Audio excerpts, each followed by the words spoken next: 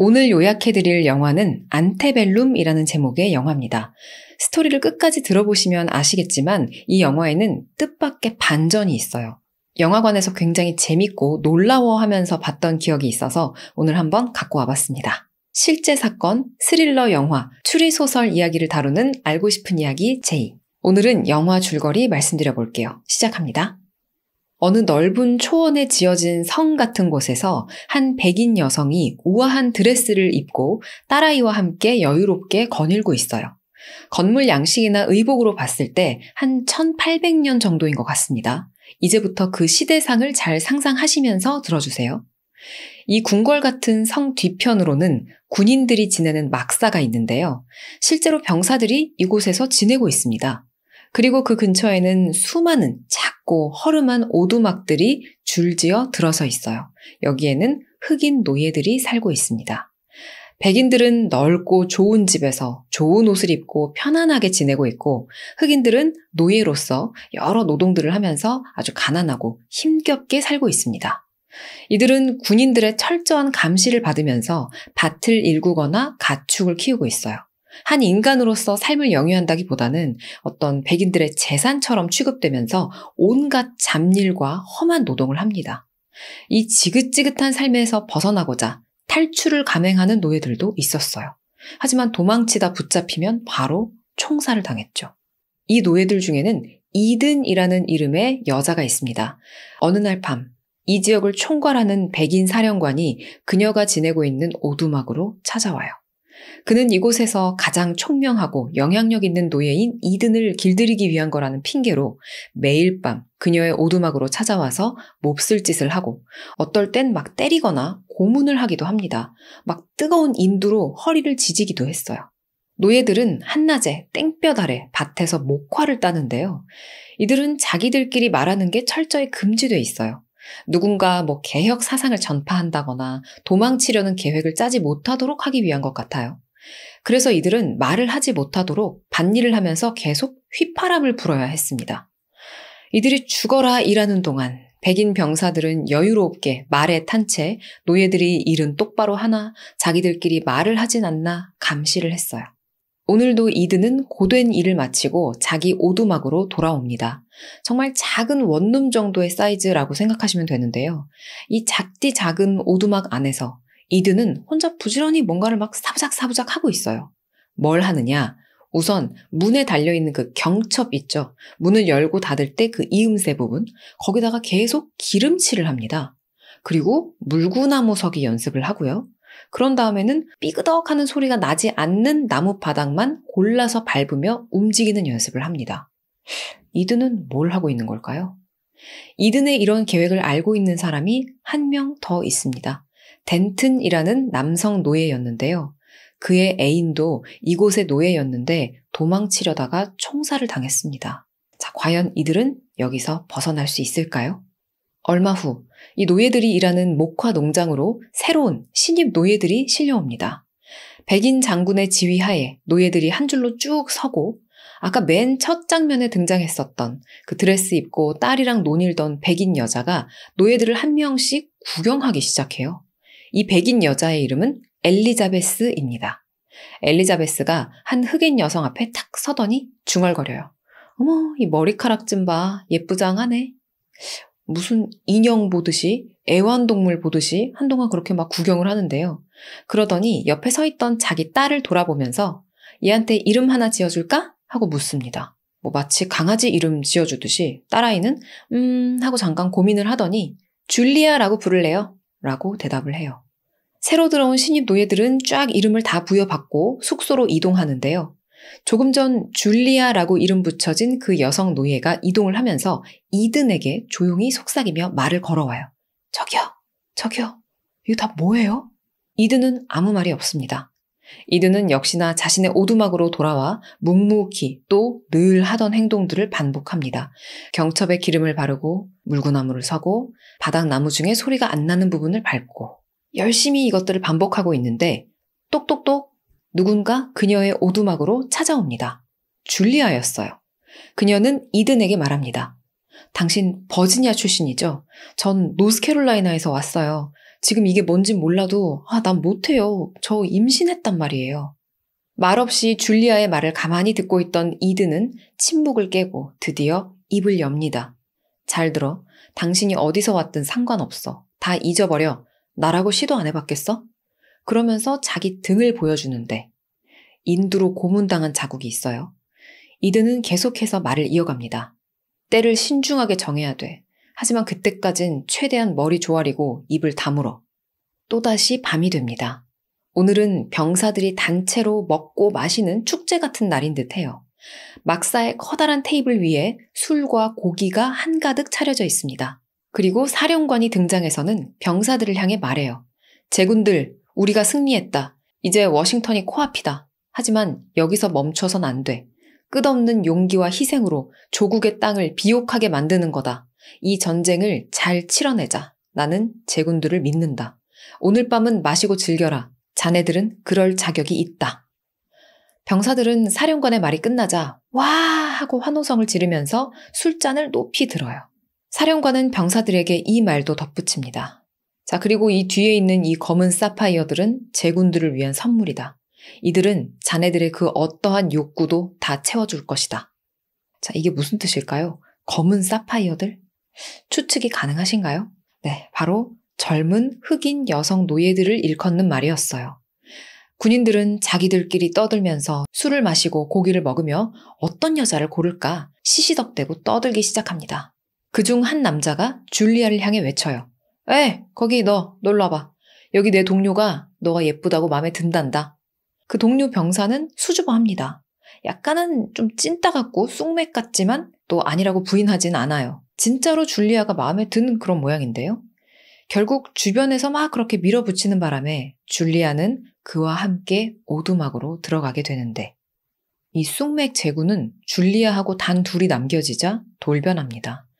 줄리아가 그를 잘 달래서 좀 내보내기 위해 상냥하게 인사를 건네보지만 너 왜 내 허락도 없이 노예 주제에 먼저 입을 열어? 하면서 줄리아를 막 때려 눕혀버렸어요. 이 일이 있고 그 다음 날 절뚝거리며 밭에 일하러 나타난 줄리아. 전날 그 병사에게 심하게 구타를 당해서 몸 상태가 많이 안 좋아 보이는데요. 얼굴엔 막 피멍도 잔뜩 들어있고 해요. 이드는 그런 그녀가 신경이 쓰입니다. 그리고 얼마 후 결국 하혈을 하면서 줄리아는 쓰러지고 말았어요. 어젯밤 그 병사가 배를 걷어차는 바람에 줄리아 뱃속의 아이가 유산된 겁니다. 줄리아는 꺽꺽대고 고통스럽게 울며 안 돼! 하고 절규하면서 막 슬퍼해요. 이든도 역시나 마음이 좋지 않습니다. 어떻게든 이 시궁창 같은 현실에서 벗어나고 싶은데요. 하지만 그날 밤 여지없이 백인 사령관은 또 이든의 오두막을 찾아옵니다. 그리고는 원치 않는 관계를 억지로 하고 잠에 들어요. 이든은 그의 옆에 누워서 괴로운 얼굴로 억지로 눈을 감고 잠을 청합니다. 자, 여러분, 이 장면을 잘 기억해 두세요. 이든이 오두막에서 백인 사령관 옆에 누워 눈을 감고 잠을 청하는 이 장면이요. 자, 그리고 나서 이제 아침이 되는데 화면이 바뀌고 시대는 현재 우리가 살고 있는 21세기예요. 이든이 눈을 감고 자고 있는데요.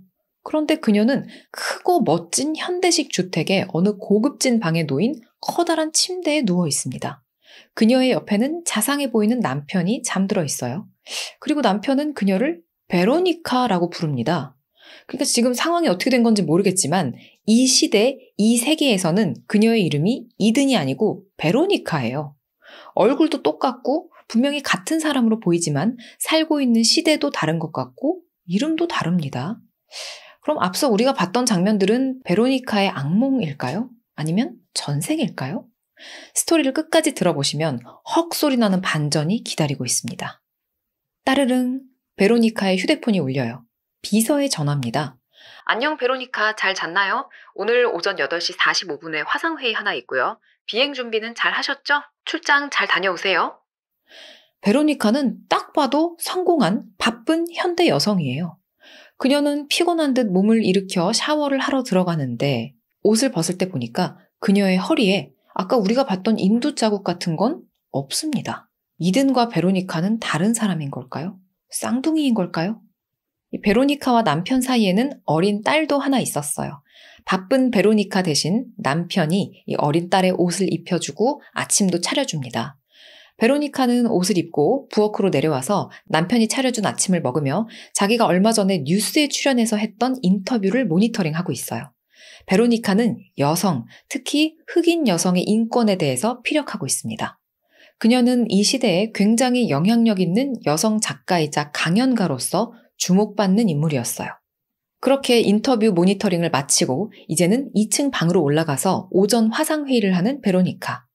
컴퓨터 화면이 켜지고 온라인 회의에 접속하자 한 백인 여성이 화면에 나타났어요. 그런데 우리가 영화 앞부분에서 봤던 인물이 나타납니다. 바로 그 백인 여자 엘리자베스였어요. 흑인 노예들을 줄 세워놓고 막 동물처럼 구경하면서 자기 딸이랑 같이 마음대로 이름 붙여주던 그 여자. 영화 앞부분 그 1800년대 같은 배경에서는 막 드레스를 입고 화려한 모자를 쓰고 있었는데 현재 시대, 이 시점에서는 생머리에 딱 정장을 입고 있어요. 두 여성은 화면을 통해서 간단히 인사를 주고받는데요. 엘리자베스는 베로니카한테 이런 말을 해요. 어머 베로니카, 오늘 립스틱 색깔 잘 어울리네요. 당신의 그 검은 피부에 참 잘 어울려요. 그런 색깔은 저한텐 좀 안 어울릴 것 같은데. 사실 아시다시피 흑인과 백인 사이에서 이런 말이 오가는 건 단순히 피부 컬러 자체 그 이상의 의미를 가지는 걸 수도 있기 때문에 조심해야 되잖아요. 민감할 수도 있고.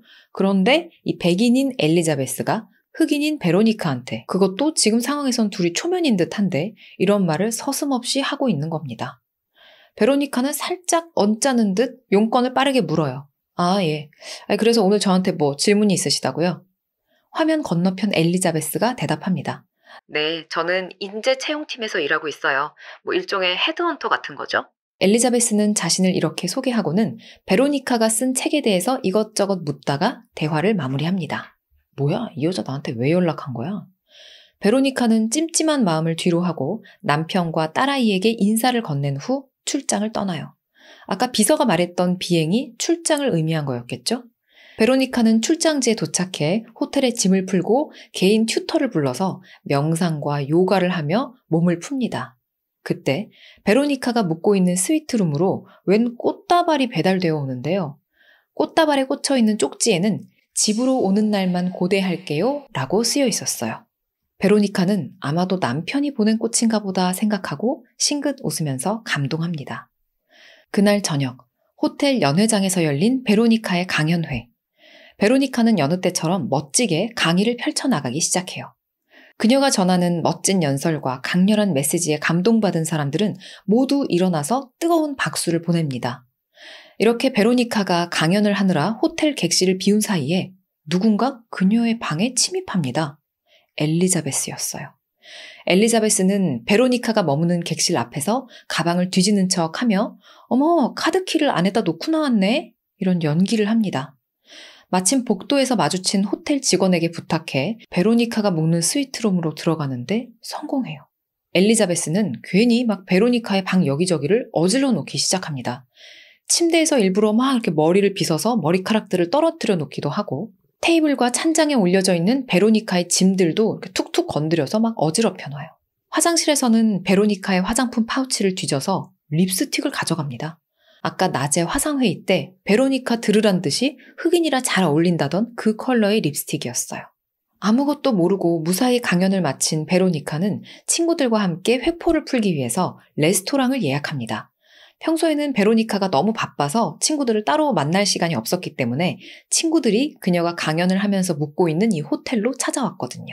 베로니카와 그녀의 친구 2명까지 이 세 여자는 멋지게 차려입고 오늘 기분 좀 내보자 하면서 택시를 탑니다. 레스토랑으로 가는 택시 안에서 베로니카는 남편과 문자를 주고받고 있어요. 꽃다발 고마워 여보. 그런데 남편은 금시초문인 듯합니다. 내가 보냈다고 하고 싶긴 한데 사실 아니야. 당신 추종자가 보냈나 본데? 자, 과연 이 꽃다발은 누가 보낸 걸까요? 그리고 거기에 써있던 쪽지. 집에 돌아올 날만 기대하고 있을게요. 이거는 무슨 뜻일까요? 베로니카와 친구들을 태운 택시가 호텔 근처 베로니카가 예약해둔 멋진 레스토랑에 도착을 합니다. 근데 사실 이 레스토랑을 예약하는 과정에서도 또 레스토랑에 도착해서 자리를 배정받는 과정에 있어서도 이 베로니카는 흑인이라는 이유로 교묘하게 차별을 받아요. 겉으로 확실하게 드러나진 않지만 은근하게요. 아무튼 베로니카와 친구들은 오랜만에 술도 한잔하면서 신나는 시간을 보내고 있습니다. 친구 하나가 베로니카한테 물어요. 너 지금 묵고 있는 그 호텔 어때? 베로니카가 대답을 합니다. 프론트 데스크 직원도 별로 안 친절하더라고. 그리고 내 방도 안 치워놨어. 아마 침구 교체도 제대로 안 한 것 같아. 관객들은 이 이유를 알죠. 호텔 측에서 청소를 안 한 게 아니고 엘리자베스가 베로니카 강연하는 사이에 침입해서 어질러 놓은 거잖아요. 친구들과 오랜만에 맛있는 식사도 하고 술도 마시며 대화를 나눈 베로니카는 내일 일찍 비행기를 타고 가야 해서 이제 그만 다시 호텔로 들어가 보기로 합니다. 나머지 두 친구는 2차에 가기로 해요. 레스토랑 밖으로 나와보니 검은 택시 2대가 나란히 대기하고 있었습니다. 아마 이들이 타고 갈 콜택시들이 벌써 도착한 것 같았어요. 헤어지기 직전에 세 사람은 언제 다시 이렇게 모이겠냐 싶어서 얼른 기념사진을 찍기로 합니다. 사진을 찍기 전 방금 밥도 먹고 했으니까 립스틱을 다시 바르려고 핸드백 속 파우치에서 립스틱을 찾는 베로니카. 하지만 립스틱은 없습니다. 아까 엘리자베스가 가져갔으니까요. 결국 립스틱도 다시 못 바르고 친구들과 셀카를 남기는 베로니카. 그리고는 친구들과 택시를 나누어 타고 자리를 뜹니다. 베로니카의 친구들이 탄 택시는 2차 장소로, 베로니카가 탄 차는 호텔로 가요. 아니, 적어도 베로니카는 호텔로 가는 줄 알고 그 택시를 탔습니다. 그런데 베로니카가 탑승하고 몇 분 안 지났을 때 휴대폰 벨이 울려요. 전화를 받아보니까 콜택시 기사였습니다. 레스토랑 앞에서 대기하고 있는데 어디 계시냐고 묻는 거예요. 베로니카는 당황합니다. 제가 아마 다른 택시를 탄 것 같아요. 이미 이동 중이에요. 죄송합니다. 베로니카가 이렇게 통화를 하는 동안에 그녀가 타고 있는 그 택시 안에서는 시끄러운 음악이 꽝꽝꽝 흘러나오고 있었어요. 이 시끄러운 차 안에서 겨우겨우 전화 통화를 마친 베로니카는 기사한테 저기 음악 볼륨 좀 줄여주세요 라고 부탁을 하는데요. 기사는 대답도 없고 음악 소리는 줄어들 기미가 보이질 않습니다. 베로니카는 한 번 더 고개를 쭉 빼고 저기요, 소리 좀 줄여달라고요 라고 이야기를 하는데 이 택시를 몰고 있는 기사, 어디서 많이 보던 사람입니다. 바로 엘리자베스였어요. 엘리자베스의 입술은 빨갛게 칠해져 있었습니다. 그녀가 베로니카한테 말해요. 저한테도 이 립스틱 컬러가 꽤 잘 어울리더라고요. 그리고 잠시 후 놀라서 입을 떡 벌리고 있는 베로니카 뒷좌석에서 어떤 남자가 확 튀어나와 그녀의 입을 막고 제압합니다. 이 남자 역시 영화 앞부분에서 봤던 사람이에요. 말을 타고 다니면서 목화 농장에서 일하는 흑인 노예들을 관리 감독하는 사람이었습니다. 베로니카는 온 힘을 다해 저항하지만 결국 창문에 머리 박치기를 당해서 기절해버렸어요. 그렇게 그녀의 눈이 스르르 감기는데 그리고 나서 다시 눈을 떴을 때 영화는 이든의 모습을 보여줍니다. 이제 여기서부터 이 영화 속에 담긴 비밀이 밝혀지기 시작하는데요. 제가 아까 이 장면 잘 기억해주세요 했던 거 있죠? 이든이 그 목화농장 오두막에서 백인 사령관과 함께 누워있던 장면. 영화는 다시 그 시점을 보여줍니다. 그러니까 얼굴은 같지만 또 지금부터 등장하는 사람은 베로니카가 아니고 이든인 거예요. 1800년대로 다시 돌아온 걸까요? 자, 그런데 모두가 잠든 고요한 새벽. 베로니카와 사령관이 잠을 자고 있는 오두막 바깥쪽에서 휴대폰 벨 소리가 들려옵니다. 관객들은 영화를 보다가 여기서 잠깐 혼란을 겪게 돼요. 이게 뭐 어떤 연결고리인지는 아직 정확히 몰라도 어쨌든 간에 1800년대 시점하고 현재 21세기 시점하고 이렇게 왔다 갔다 하는 영화 아니었나 했는데 근데 왜 1800년대로 돌아왔는데 휴대폰 벨 소리가 들리냐고요. 자, 이제부터 영화가 어떻게 전개되는지 한번 지켜보세요. 백인 사령관은 비몽사몽 일어나서 오두막 바깥에 묶여있는 말에게로 다가갑니다. 그리고 말의 등 쪽에 달려있는 가방에서 휴대폰을 꺼내 전화를 받아요. 이든은 사령관이 오두막 바깥으로 나가자마자 눈을 탁 뜹니다. 살금살금 문 쪽으로 다가가 전화 내용을 엿듣는 이든. 사령관이 막 투덜대고 있습니다. 어휴, 그 남편이란 놈이 또 한 번 딸까지 데리고 TV에 나와서 인터뷰로 떠들어댔다가는 어휴 진짜. 그냥 내가 다 알아서 하겠다고. 이게 무슨 얘기일까? 누구의 남편? 누구의 딸을 얘기하는 걸까요? 이든은 사령관의 통화가 끝나가는 듯 하자 얼른 다시 살금살금 침대로 들어가서 눈을 감고 자는 신용을 합니다. 하지만 그녀의 눈에서는 눈물이 주룩주룩 흘러내려요.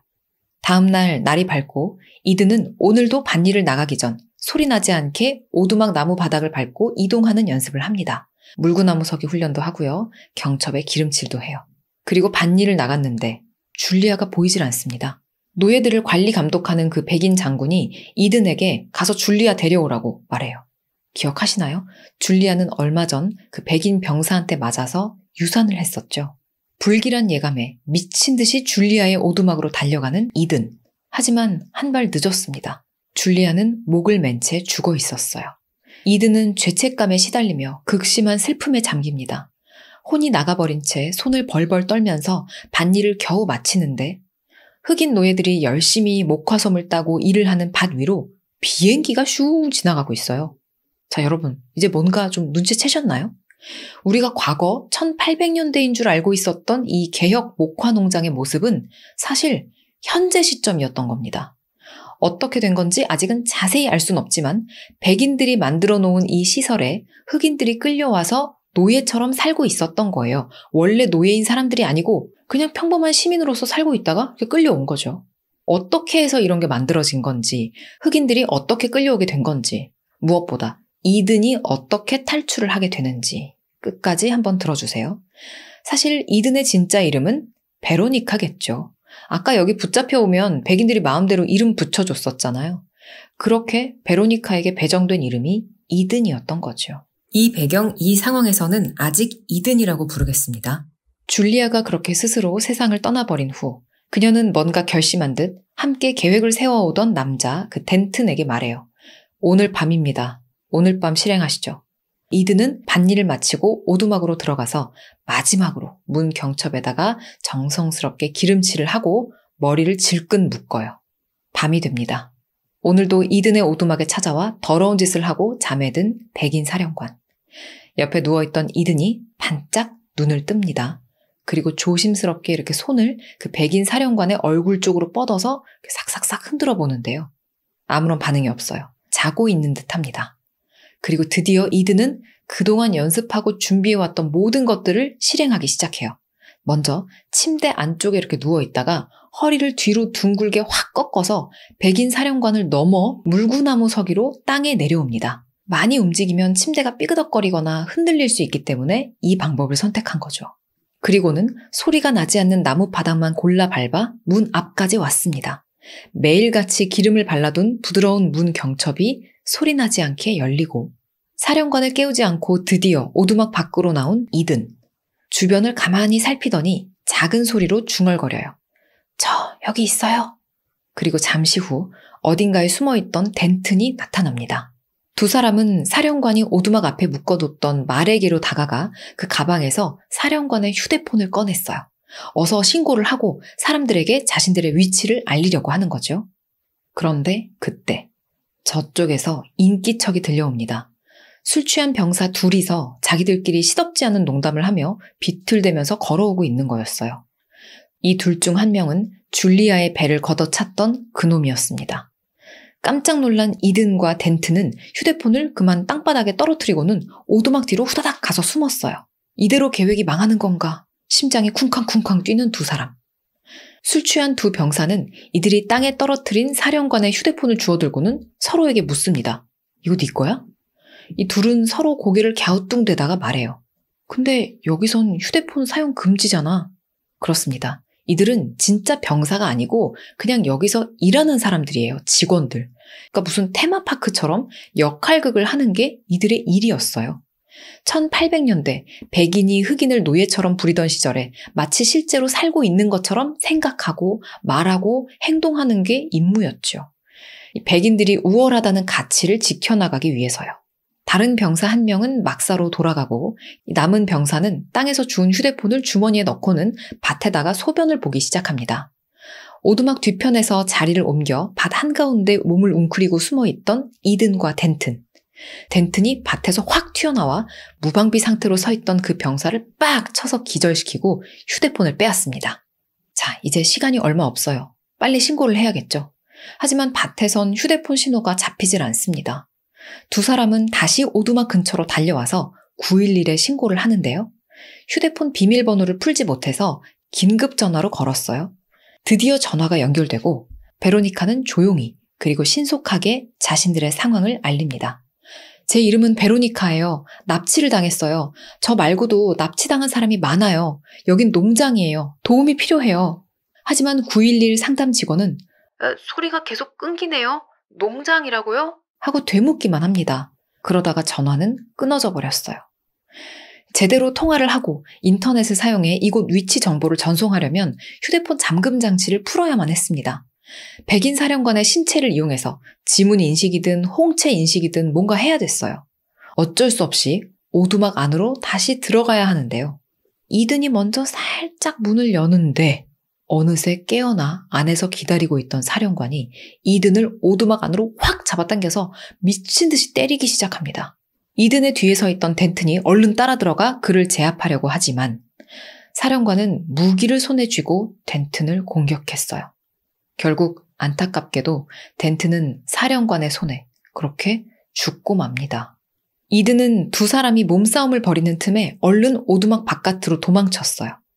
덴튼을 제압해버린 사령관이 이든 내 인연, 충성심이라고는 쥐뿔도 없는 년이 하고 외치면서 오두막 바깥으로 뛰쳐나오는데 이든은 멀리 도망치지 않고 문 앞에서 칼을 들고 그를 기다리고 있었습니다. 그렇게 사령관을 확 찔러서 쓰러뜨린 후 이든은 사령관에게 외쳐요. 눈 떠 이 새끼야! 결국 그의 눈을 억지로 벌려 휴대폰 잠금 장치를 푸는데 성공한 이든. 여기서부터는 이제 그녀의 본명인 베로니카라고 부를게요. 바로 남편한테 전화를 걸어서 경찰한테 빨리 신고하라고 신속하게 알립니다. 전화기 너머 딸의 목소리도 들렸어요. 베로니카는 눈물이 왈칵 쏟아집니다. 하지만 이럴 시간이 없어요. 발각되는 건 시간 문제입니다. 그녀 역시 죽임을 당하기 전에 어서 움직여야 돼요. 베로니카는 쓰러진 사령관의 두 다리를 잡고 그를 질질 끌어서 화장터로 갑니다. 중간에 관리인한테 들킬 뻔하지만 기지를 발휘했어요. 관리인이 이봐 너 밤에 밖에서 뭐 하는 거야? 하고 소리치자 장군님이 크게 다치셨어요. 어떡해요? 하면서 그 관리인도 화장터로 유인을 하는데요. 그렇게 백인 사령관과 관리인을 화장터에 가둔 후 문을 딸깍 잠그고 불을 질러서 화장시켜버립니다. 자, 이제 베로니카는 사령관의 말에 올라타 미친 듯이 달리기 시작해요. 어디로, 어디까지, 어떻게 가야 하는지도 모르는 채 그렇게 한참을 달리는데 갑자기 뒤에서 탕탕탕 총소리가 들립니다. 누군가 따라오고 있는 거였어요. 엘리자베스였습니다. 엘리자베스가 처음에 베로니카한테 접근할 때 자기를 뭐라고 소개했었는지 혹시 기억하시나요? 인재채용팀, 일종의 헤드헌터다라고 했었죠. 이 요상한 일이 이뤄지고 있는 커다란 공원 자체를 엘리자베스의 아버지가 만들고 기획을 했고 그리고 엘리자베스가 일부러 베로니카를 골라 일부러 그녀에게 접근해서 이곳으로 납치해 온 거였죠. 아까 그 꽃다발, 그것도 엘리자베스가 갖다 놓은 건데 집으로 올 것을 기대하고 있을게요 라는 메시지는 여기가 그 개역 목화농장처럼 꾸며놓은 1800년대 배경 같은 여기 이 공원이 너네 집이야 라는 의미였겠죠.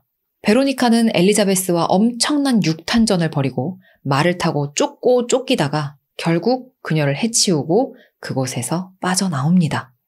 말을 타고 막 한참을 달려서 가니까 갑자기 어떤 경계선이 딱 나타나고 거기에 어떤 표지판이 붙어 있거든요. 안테벨룸, 남북전쟁 재현공원 이렇게 써 있습니다. 그러니까 백인 우월주의를 가진 어떤 정신나간 세력들이 이 공원을 자기 식대로 조성하고 운영을 해오고 있었던 거죠. 비밀리에. 베로니카는 완전히 옛날식 의복을 입고 말을 타고 있는데 이 경계선을 딱 넘어오니까 차도가 막 나 있고 자동차들이 다니고 있습니다. 이 굉장히 이상한 장면이에요. 영화 안테벨룸은 경찰들이 이 공원을 압수수색하고 피해자들을 구해내며 마지막에는 그 공원을 허무는 것까지 보여주면서 끝이 납니다.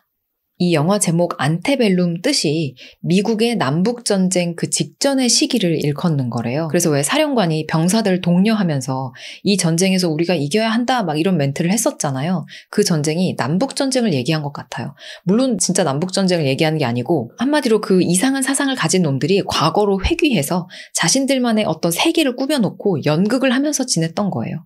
거기에 흑인들을 데려와서 실제로 노예처럼 부린 거고요. 이 영화는 아마 실제로 한 번 더 보시면 진짜 재밌게 좀 충격적으로 보실 수 있을 겁니다. 넷플릭스에 있고요. 완전 강추드립니다. 오늘 영상도 재밌게 보셨다면 구독, 좋아요 부탁드리고요. 여러분의 댓글도 정말 큰 힘이 됩니다. 그럼 우리는 다음 영상에서 만나요. 안녕. 거기 계실 거야? 조명을 가리거든? 굳이 딱 여기?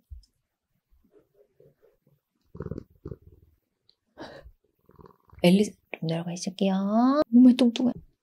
으짜.